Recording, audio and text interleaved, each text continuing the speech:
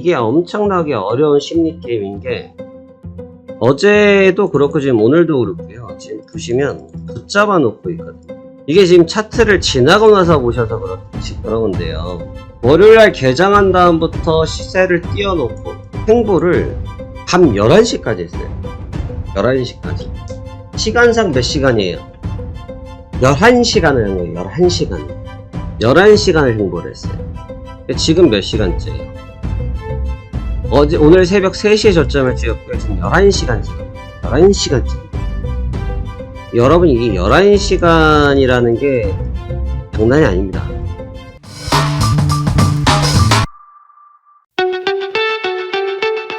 안녕하십니까.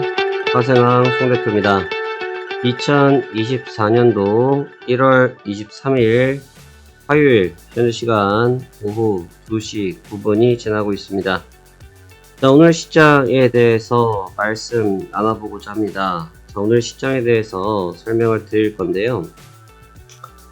현재 시장이 다시 한번 정체기에 들어간 모습을 보이고 있습니다. 자, 이런 구간에서 투자자들이 어떠한 판단을 하는 것이 조금 유리할지에 대해서 같이 살펴보도록 하겠고요. 그 다음에 지금 국면에 대한 이해에 대한 부분도 같이 한번 설명드리도록 하겠습니다. 우선 간밤에 마감했던 다우지수부터 설명드리도록 할게요.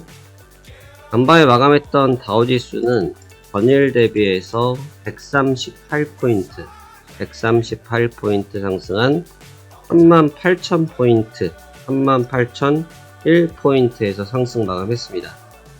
굉장히 3일 연속 올라오면서, 정확히는 3거래일이죠. 3거래일 연속 올라오면서 추세의 강력함을 유지하고 있습니다. 흐름 자체가 눈에 띄게, 지난 금요일과 토요일처럼 눈에 띄게 강력한 흐름을 보이고 있다 라기보다는 그냥 강한 정도. 그냥 강하다는 건 뭐냐면 큰 저항감 없이 올라왔던 흐름 그대로 타고 가고 있는 모습을 보이고 있어요. 제가 주식과 선물에 대해서 설명드릴 때 관성의 법칙에 대해서 설명을 드렸죠. 시장은 기본적으로 관성의 법칙이 있습니다.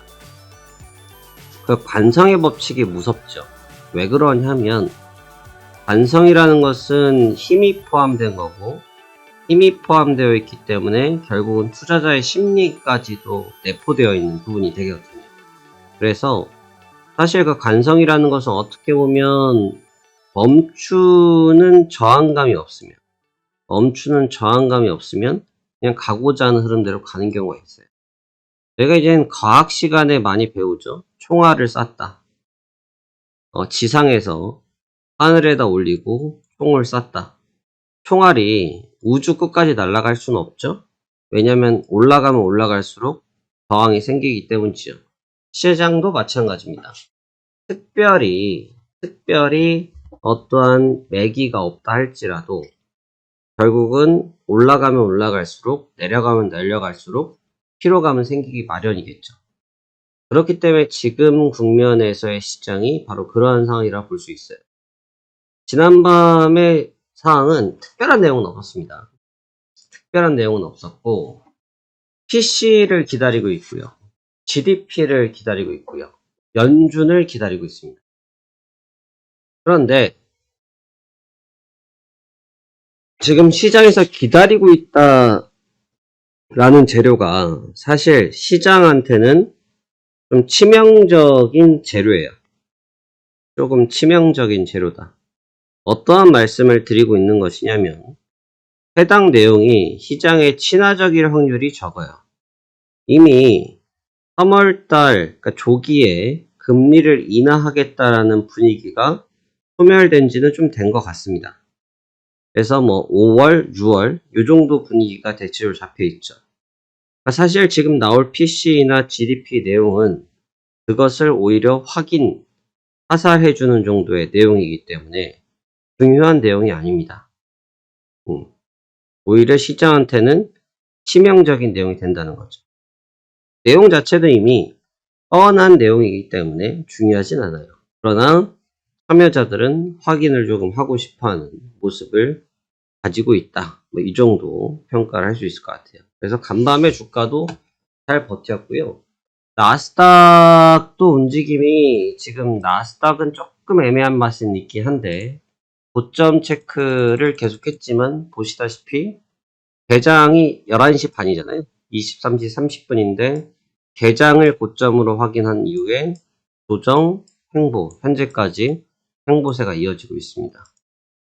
S&P 500, 그 다음에 나스닥 모두 상승세를 보이고 있지만 앞서 말씀드린 것처럼 고점을 찍었다, 고점을 갱신했다라고는 표현하지만 고점을 찍었다, 고점을 갱신했다라고는 표현하지만 어떠한 특징적인 흐름 때문이라기보다는 방금 말씀드렸던 간성에 의해서 그대로 흘러가고 있는 정도의 수순이다 정도의 의미로 보시면 좋을 것 같습니다.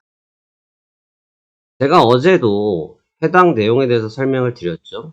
그건 양치기 소년이 된다 할지라도 그렇게 볼 수밖에 없다라는 말씀을 드렸던 것이 어제 주가의 움직임에서 나타났는데 전강 후약의 모습을 보였죠. 시장은 가면 갈수록 압박감이 커질 거라는 거죠. 이게 이런 게 있어요, 여러분. 시장이 차곡차곡 쌓아서 올라가는 시장은 만만치가 않아요. 근데 시장이 흔히 말해서 뻥튀기 하듯이 빵빵 튀겨놓은 시장은 상대하기 좀 오히려 쉽습니다. 대응하기가 오히려 싫어요. 그럼 뻥튀기 시세들은 통상적으로 잘 이겨내질 못해요. 지금 항생 좀 잠깐 볼게요. 지금 항생 쪽을 보시면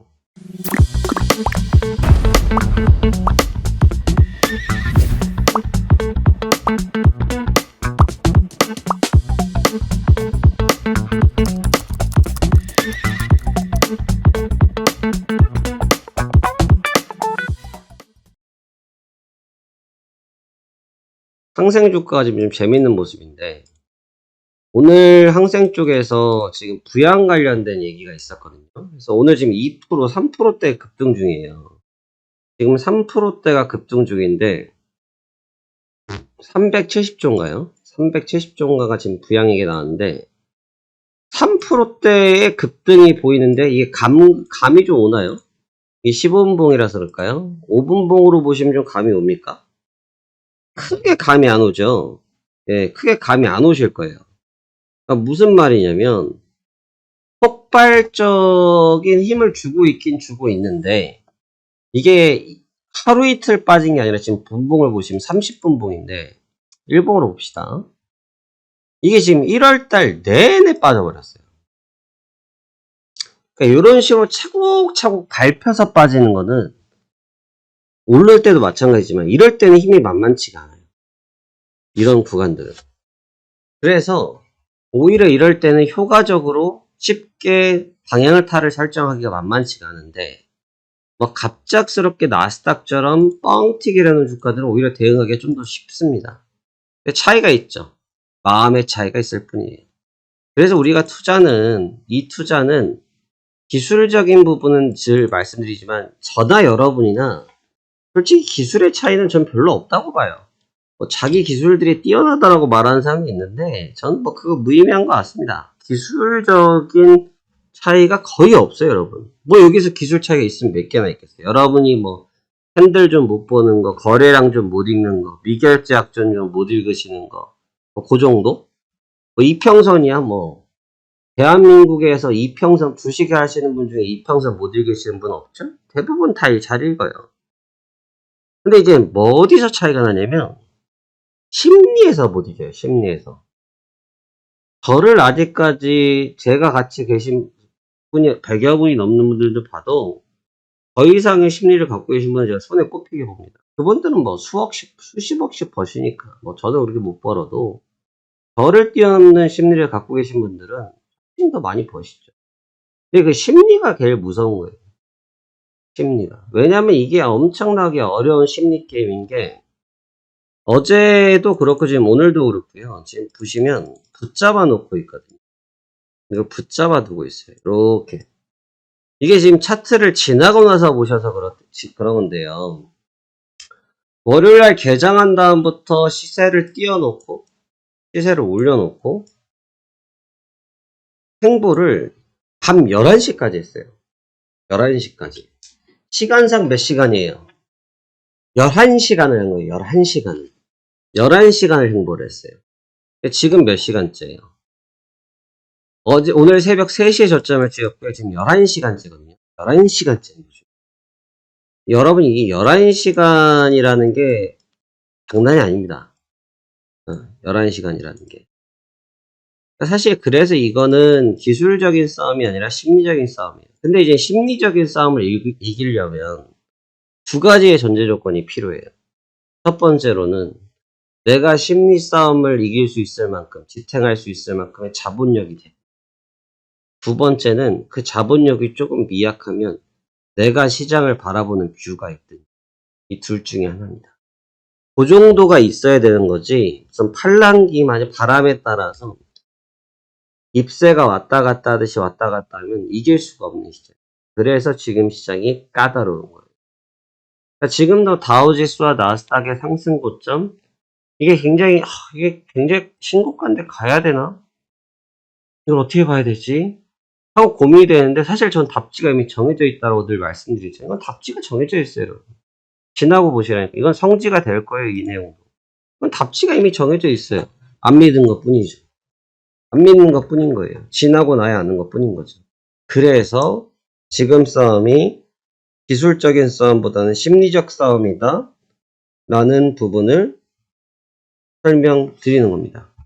이해되셨죠? 그래서 해당 내용을 기반으로 해서 잘 준비하시면 좋을 것 같고요. 지금 연준 쪽에서의 발언들보다도 지금 현물이 조금 더 주목을 해야 돼요. 지금 시간에 못 움직이는 게 현물 때문에 좀 그렇습니다.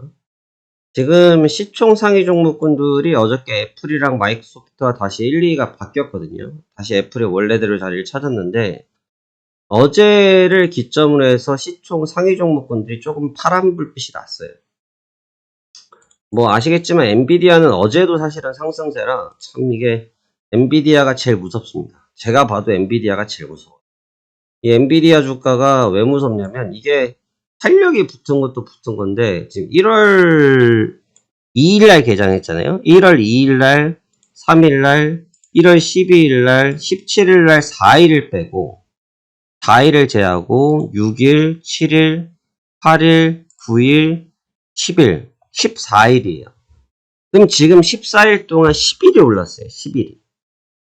근데 거래도 완전히 탄력을 받은 상태. 그리고 거래도 지금 이게 얼마나 이 그림이 좀 무서운 게, 지금 보십시오. 다우지수는 신고가를 가니까, 얘는 신고가를 가니까, 거래의 규모가 듬성듬성해요. 거래의 규모가 듬성듬성하잖아요. 듬성듬성하다는 게 뭔 뜻이겠어요? 이렇게 갈까, 저렇게 갈까, 이렇게 갈까, 저렇게 갈까, 헷갈려 하는 거죠. 이리 갈까, 저리 갈까, 이리 갈까, 저리 갈까, 이리 갈까, 저리 갈까 하고, 투자자들도 투자에 있어서 물음표를 달고 있는 거예요.